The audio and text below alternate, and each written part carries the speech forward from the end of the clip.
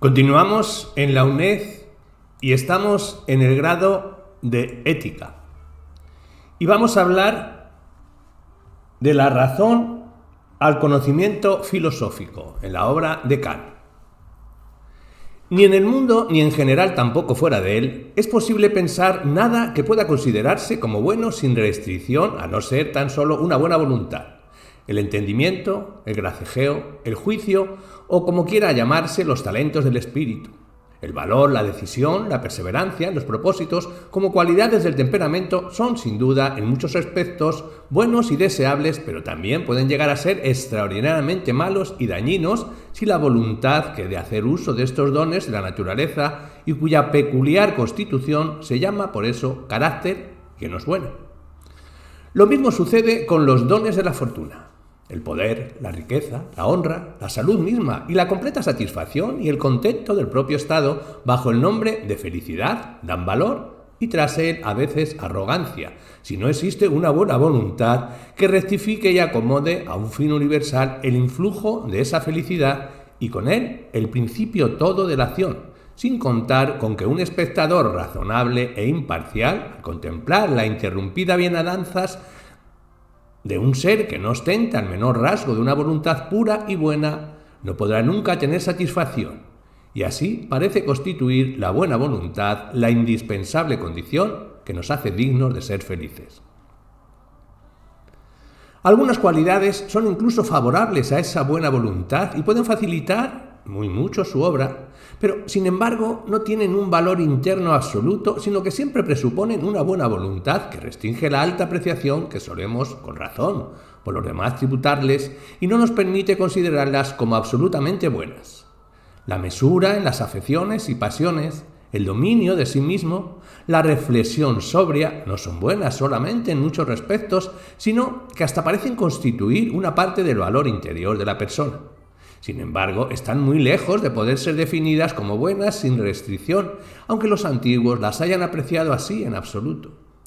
Pues sin los principios de una buena voluntad pueden llegar a ser harto malas, y la sangre fría de un malvado no solo lo hace mucho más peligroso, sino mucho más despreciable inmediatamente a nuestros ojos de lo que sin eso pudiera ser considerado.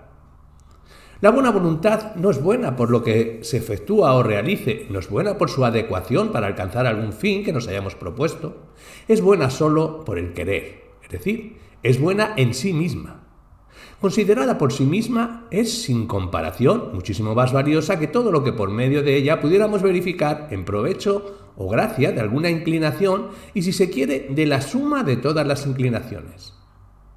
Aun cuando por particulares enconos del azar o por la mezquindad de una naturaleza madrastra le faltase por completo a esa voluntad la facultad de sacar adelante su propósito, si a pesar de sus mayores esfuerzos no pudieran llevar a cabo nada y solo quedase la buena voluntad, no desde luego como un mero deseo, sino como el acopio de todos los medios que están en nuestro poder, sería esa buena voluntad como una joya brillante por sí misma, como algo que en sí mismo posee su pleno valor. La utilidad o la esterilidad no pueden ni añadir ni quitar nada a ese valor. Serían, por decirlo así, como la montura para poderla tener más a la mano en el comercio vulgar o llamar la atención de lo poco versados que los peritos no necesitan de tales reclamos para determinar su valor. Sin embargo, en esta idea del valor absoluto de la mera voluntad, sin que entre en consideración ningún provecho, al apreciarla hay algo tan extraño que, prescindiendo de la conformidad en que la razón vulgar misma está con ella, tiene que surgir la sospecha de que acaso el fundamento de todo esto sea meramente una sublime fantasía y que quizá hayamos entendido falsamente el propósito de la naturaleza, al darle a nuestra voluntad la razón como directora. Por lo cual vamos a examinar esa idea desde ese punto de vista. Admitimos como principio que en las disposiciones naturales de un ser organizado, esto es, arreglado con finalidad para la vida, no se encuentra un instrumento dispuesto para un fin que no sea el más propio y adecuado para ese fin. Ahora bien, si en un ser que tiene razón y una voluntad fuera el fin propio de la naturaleza su conservación, su bienandanza, en una palabra, su felicidad, La naturaleza habría tomado muy mal sus disposiciones al elegir la razón de la criatura para encargarla de realizar aquel su propósito. Pues todas las acciones que en tal sentido tiene que realizar la criatura y la regla toda de su conducta se las habría prescrito con mucha mayor exactitud el instinto, y éste hubiera podido conseguir que aquel fin, con mucha mayor seguridad que la razón, pueda nunca alcanzar. Y si había que gratificar a la venturosa criatura, además con la razón, ésta no tenía que haberle servido sino para hacer consideraciones sobre la feliz disposición de su naturaleza, para admirarla, regocijarse por ella y dar las gracias a la causa bienhechora que así la hizo, mas no para someter su facultad de desear a esa débil y engañosa dirección, echando así por tierra el propósito de la naturaleza. En una palabra, la naturaleza habría impedido que la razón se volviese hacia el uso práctico y tuviese el descomedimiento de meditar ella misma, con sus endebles conocimientos, el bosquejo de la felicidad y de los medios a ésta conducentes. La naturaleza habría recobrado para sí no sólo la elección de los fines, sino también de los medios mismos, y con sabia precaución hubiera los ambos entregado al mero instinto. En realidad, encontramos que cuanto más se preocupa una razón cultivada del propósito de gozar la vida y alcanzar la felicidad, tanto más el hombre se aleja de la verdadera satisfacción. Por lo cual, muchos, y precisamente los más experimentados en el uso de la razón, acaban por sentir, sean lo bastante sinceros para confesarlo, cierto grado de misología u odio a la razón, porque computando todas las ventajas que sacan, no digo yo de la invención, de las artes todas del lujo vulgar, sino incluso de las ciencias, que al fin y al cabo aparecenles como un lujo de entendimiento, encuentran sin embargo que se han echado encima más penas y dolores que felicidad hayan podido ganar, y más bien envidian que desprecian al hombre vulgar, que está más propicio a la dirección del mero instinto natural y no consiente a su razón que ejerza gran influencia en su hacer y omitir. Y hasta aquí hay que confesar que el juicio de los que rebajan mucho y hasta declaran inferiores a cero los rimbombantes encomios de los grandes provechos que la razón nos ha de proporcionar para el negocio de la felicidad y satisfacción en la vida, no es un juicio de hombres entristecidos o desagradecidos a las bondades del gobierno del universo, que en esos tales juicios está implícita la idea de otro y mucho más digno propósito y fin de la existencia, para el cual no para la felicidad está destinada propiamente la razón, y ante ese fin, como suprema condición, debe inclinarse casi todos los peculiares fines del hombre. Pues, como la razón no es bastante apta para dirigir seguramente a la voluntad, en lo que se refiere a los objetos de ésta y a la satisfacción de nuestras necesidades, que en parte la razón misma multiplica, a cuyo fin nos hubiera conducido mucho mejor un instinto natural ingénito. Como sin embargo, por otra parte, nos ha sido concedida la razón como facultad práctica, es decir, como una facultad que debe tener influjo sobre la voluntad. Resulta que el destino verdadero de la razón tiene que ser el de producir una voluntad buena,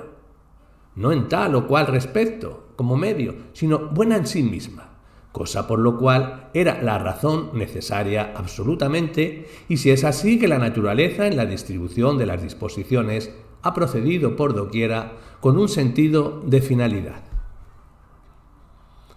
Esta voluntad no ha de ser todo el bien, ni el único bien, pero ha de ser el bien supremo, y la condición de cualquier otro, incluso el deseo de felicidad, en cuyo caso se puede muy bien hacer compatible con la sabiduría de la naturaleza si se advierte que el cultivo de la razón, necesario para que el fin primero e incondicionado, restringe en muchos modos, por lo menos en esta vida, la consecución del segundo fin, siempre esté condicionado a saber, la felicidad, sin que por ello la naturaleza se conduzca contrariamente a su sentido finalista, porque la razón que reconoce su destino práctico supremo en la fundación de una voluntad buena no puede sentir en el cumplimiento de tal propósito más que una satisfacción de especie peculiar, a saber, la que nace de la realización de un fin que sólo la razón determina, aunque ello tenga que ir unido a algún quebranto para los fines de la inclinación. Para desenvolver el concepto de una voluntad digna de ser estimada por sí misma, de una voluntad buena, sin ningún propósito ulterior, tal como ya se encuentra en el sano entendimiento natural, sin que necesite ser enseñado, sino más bien explicado, para desenvolver ese concepto que se halla siempre en la cúspide de toda la estimación que hacemos de condición de todo lo demás. Vamos a considerar el concepto del deber, que contiene el de una voluntad buena, si bien bajo ciertas restricciones y obstáculos subjetivos, los cuales, sin embargo, lejos de ocultarlo y hacerlo incognoscible, más bien por contraste, lo hacen resaltar y aparecer con mayor claridad. Prescindimos aquí de todas aquellas acciones conocidas ya como contrarias al deber, aunque en este o aquel sentido puedan ser útiles. En efecto, en ellas ni siquiera se plantea la cuestión de si pueden suceder por deber, puesto que ocurren en contra de éste. También dejaremos a un lado las acciones que, siendo realmente conformes al deber, no son de aquellas hacia las cuales el hombre siente inclinación inmediatamente, pero, sin embargo, las lleva a cabo porque otra inclinación le empuja a ello. En efecto, en estos casos puede distinguirse muy fácilmente si la acción, conforme al deber, ha sucedido por deber o por una intención egoísta. Mucho más difícil de notar es esa diferencia cuando la acción es conforme al deber y el sujeto, y además tiene una inclinación inmediata hacia ella. Por ejemplo, es, desde luego, conforme al deber que el mercader no cobre más caro a un comprador inexperto. Y en los sitios donde hay mucho comercio, el comerciante, avisado y prudente, no lo hace, en efecto, sino que mantiene un precio fijo para todos en general, de suerte que un niño puede comprar en su casa también como otro cualquiera. Así, pues, uno es servido honradamente. Mas esto no es ni mucho menos suficiente para creer que el mercader haya obrado así por deber, por principios de honradez. Su provecho lo exigía, mas no es posible admitir además que el comerciante tenga una inclinación inmediata hacia los compradores, de suerte que por amor a ellos, por decirlo así, no haga diferencias a ninguno en el precio. Así, pues la acción no ha sucedido ni por deber ni por inclinación inmediata, sino simplemente como una intención egoísta. En cambio, conservar cada cual su vida es un deber. Y además todos tenemos una inmediata inclinación a hacerlo así. Mas, por eso mismo, el cuidado angustioso que la mayor parte de los hombres pone en ello no tiene un valor interior y la máxima que rige ese cuidado carece de un contenido moral. Conservan su vida conformemente al deber, sí, pero no por él, por el deber.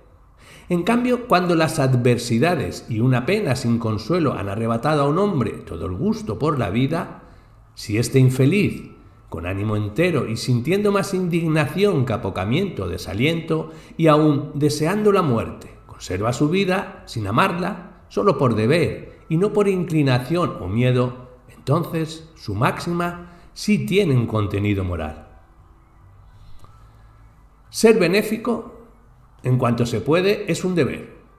Pero además hay muchas almas tan llenas de conmiseración que encuentran un placer íntimo en distribuir la alegría en torno suyo sin que a ello le impulse ningún movimiento de vanidad o de provecho propio y que pueden regocijarse del contento de los demás, en cuanto que es su obra.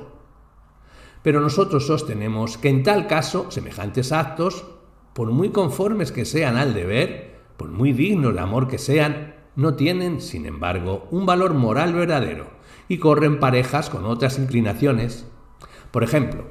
con el afán de honras, el cual, cuando por fortuna se refiere a cosas que son en realidad de general provecho, conformes al deber y por tanto honrosas, merece alabanzas y estímulos, pero no estimación,